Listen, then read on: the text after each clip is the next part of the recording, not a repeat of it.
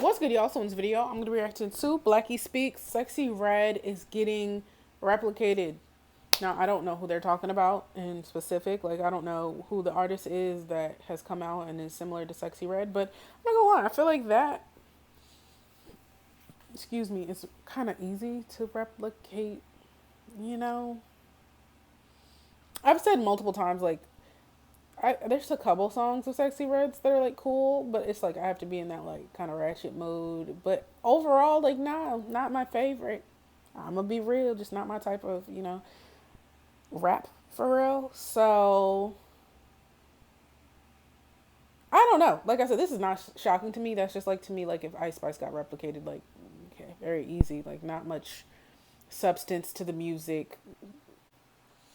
Not the best rappers, just kind of doing what they do. You feel me? So anyways, we're going to see who they talking about and like what's going on. The video, we explored who she was, why she became so controversial, and the message her brand represents. Fast forward to now, and Sexyy Red isn't being talked about nearly as much as she was just a few months ago. Her hype has undeniably died down, and it's wild to see how quickly things can shift for an artist whose name is built primarily on a gimmick. Sexyy Red is a rapper who blew up largely because of her unapologetically, unfiltered, raunchy, and sexually provocative music. That rawness played a huge role in why she caught the public's attention.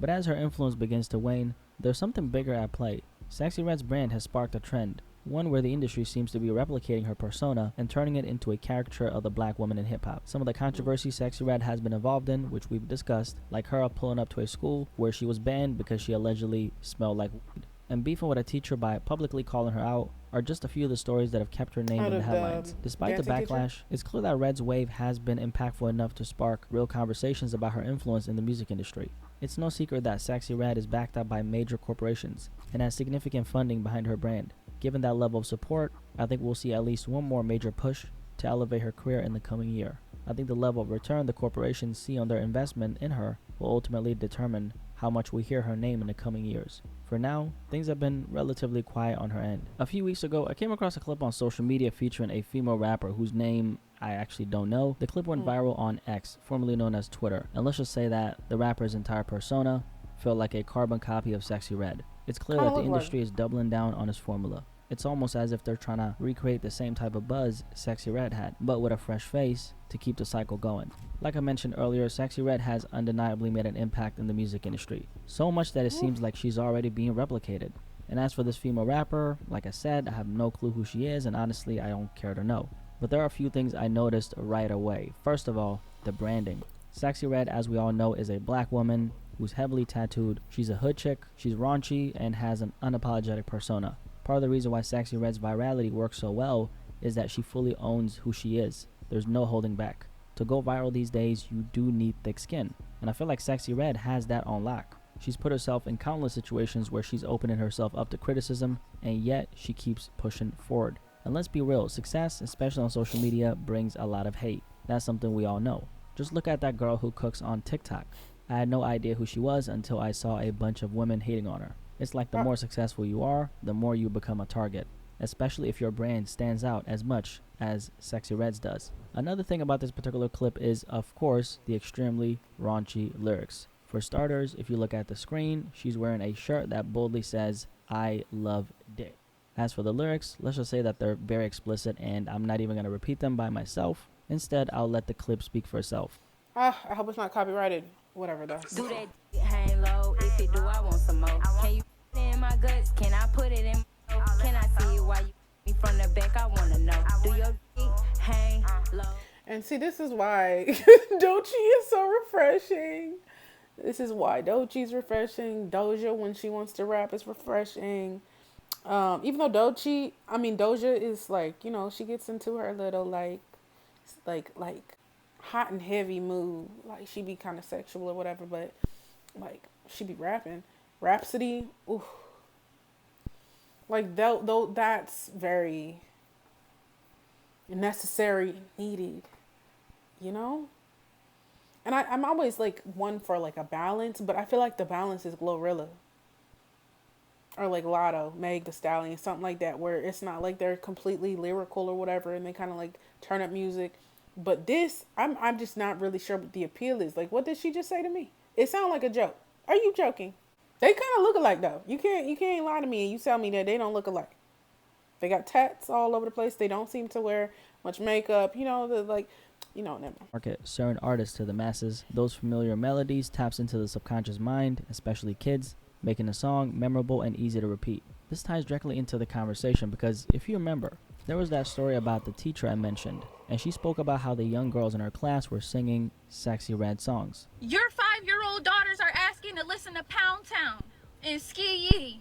I don't want to see little 5-year-olds trying to twerk to Pound Town. And you guys think that it's cute. Part of the reason for this is because Sexyy Red has been marketed towards kids, specifically young black girls. A big part of that strategy comes from making her image more colorful and visually appealing. It's similar to what we've seen with Ice Spice, but for her, this approach has worked perfectly because Ice Spice naturally exudes a very girly and feminine vibe.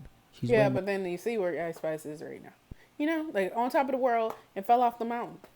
She was pushed off the mountain. Way more marketable to a younger audience, partially due to colorism, but mostly because her image is more polished. Unlike Sexyy Red, Ice Spice isn't covered in tattoos, and her persona doesn't rely on what some might call low-class behavior.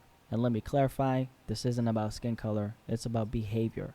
Cardi B, for an instance, has a lighter skin complexion, but if you look at how she carries herself, you'll realize that Cardi B is the definition of low class. It's not just about appearance, it's about the overall image and how it resonates with the audience being targeted. The lucrativeness of pushing someone like Sexyy Red is undeniable. Black culture as a whole has been exploited by the entertainment industry in ways that are almost impossible to fully articulate. What's even more disheartening is that many of these corporations know exactly what they're doing. They profit off of the stereotypes, controversy, and spectacle, all while disregarding the deeper cultural implications. There's a reason why a Sexyy Red is in the position she's in. And the same goes for many of the male rappers who are elevated in similar ways. This isn't just a conversation about women in the game. It's a universal issue that impacts the entire industry, and I want to make that very clear. The biggest problem with this dynamic is how the worst parts of the community are ample behaviors and ideas, turning them into spectacles for profit while ignoring the real harm it causes. A lot of people don't even blink when they see stuff like this anymore because it's been so normalized. We've already talked about how hip-hop as a whole has been exploited, how the lifestyle has been commodified and monetized by corporations, and we all know the negatives that come with that. The harsh reality is that the artist doesn't even own the music. Instead, there's an executive somewhere making tens of thousands of dollars every single minute and putting his grandkids through college off of the dysfunction that these artists are encouraged to promote. Sure, someone like Sexyy Red wins in the sense that she gets to be rich, successful, and famous, but at what cost? To sell yourself and your people out? Personally, I don't think it's worth it, but then... Yeah, she doesn't care. And I think she said that the selling your soul thing is kind of like, it depends if you are talking about like demons and stuff like that, but in a theoretical sense, it's just selling yourself for something else. You know what I'm saying? And it doesn't matter what that thing is. So, I mean, regardless, that's what she's doing.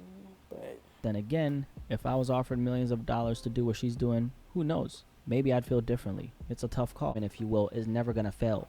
Because at its core, part of the reason why artists with this archetype, especially in the black community, find so much success is because people of all races are drawn to what they perceive as cool. And to a lot of different demographics, Sexyy Red... I don't know. So I don't think that shit's cool. What it is, I guess, like it's I mean, it's sad to see. I'm not going to lie. But... represents that cool factor, especially for non-black individuals who idolize black entertainers. Sexyy Red suddenly becomes a lens into what they think it's like to be a part of black culture. It's the closest they can get to without actually being a part of it. And that allure fuels her appeal across different audiences. Now, aside from that particular group we were just talking about, someone like Sexyy Red also resonates with a lot of young girls who look up to her and aspire to be like her. With the right amount of marketing and hype, it's easy to tap into that targeted audience. And if there's one thing these corporations have, it's the resources to push names like Sexyy Red into the mainstream spotlight. However, there will come a time, and it might be sooner than you think, when they stop pushing her. Why? Oh, I definitely think it's coming soon. Because I feel like, I don't know. I'm not trying to like shade her or nothing, but I feel like there's a level of like artistry and creativity that you have to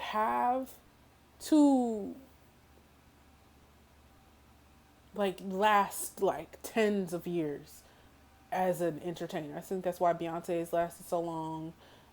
People like Kendrick, J. Cole, And sometimes I don't feel like these people that are placed, you know, like Ice Spice or something like that, they don't last as long because I don't feel like they have as much to give. I know that sounds kind of like harsh, but just personally, that's how I feel. I don't know.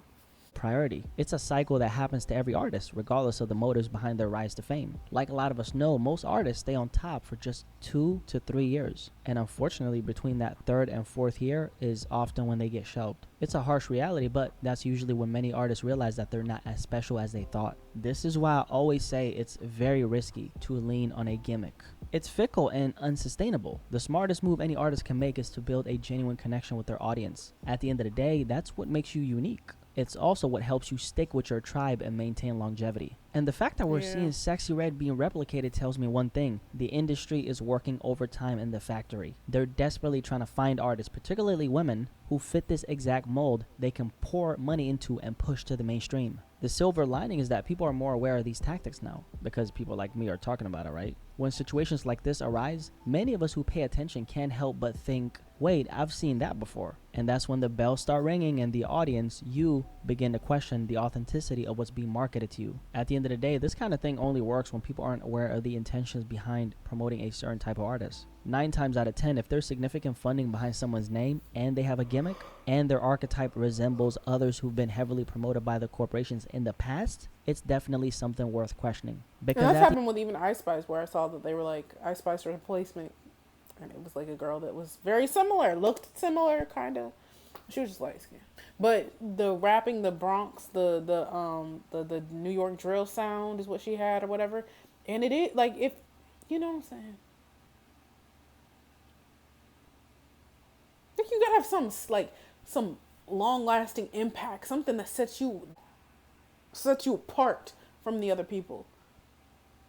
If you don't have that, then you can. It's really easy to be replaced. If you guys made it this far, I appreciate you guys so much for watching. Like always, if you enjoyed this video, of course, drop a like on it. Also, I was looking at my analytics, and it looks like at least 50% of the people who watch these videos are... Yeah, I'm not... whatever. But yeah, like I said, I'm not surprised if there's people coming up that are similar to her, because... You know what I'm saying? Like, I've said enough. Y'all tell me what you think. Y'all like, come subscribe. Follow me on Instagram, and I will see y'all in the next one.